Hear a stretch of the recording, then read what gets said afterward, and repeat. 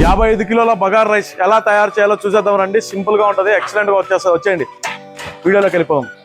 ముందుగా 5 లీటర్ల ఆయిల్ పోసుకుందామండి.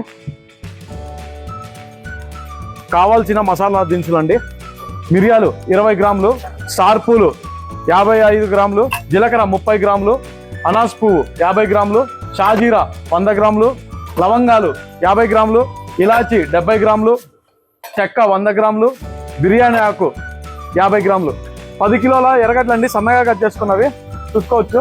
10 కిలోల ఎర్రగడ్డలు, కరివేపాకు 2 పిడికలు అండి, 2 కిలోల పచ్చిమిరపకాయ చీరకలు, పుదీనా ఒక 15 కట్టలు, 5 కిలోల టమాటో అండి, సన్నగా కట్ చేసుకున్నది వేసుకున్నాం. ఇప్పుడు ఎవరి రీజన్ తగ్గట్టు వాళ్ళు చేసుకుంటారండి. కొంతమంది కొన్ని ఇంగ్రీడియంట్స్ చేస్తారు, కొంతమంది కొన్ని వేస్తారు. కానీ ఫైనల్ గా ఎవరు చేసినా కూడా సూపర్ గా వచ్చేలాగే చేస్తారండి. ఇది కూడా సూపర్ గా వస్తుందండి.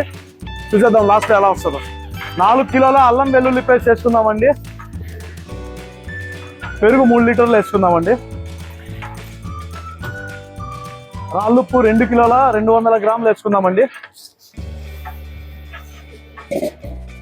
మొత్తం 90 లీటర్లు హాట్ వాటర్ పోసుకుందామండి.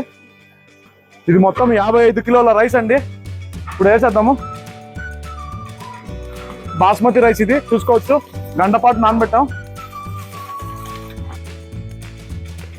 స్మెల్ అదిరిపోతుందండి, ఎక్సలెంట్ గా వచ్చింది స్మెల్ అయితే.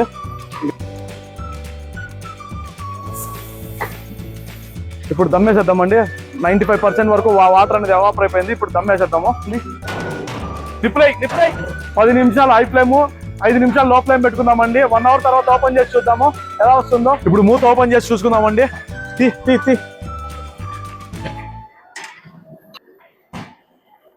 అదిరిపోయింది చూసుకోవచ్చు. పప్పులు తీసేయండి, తీసేపా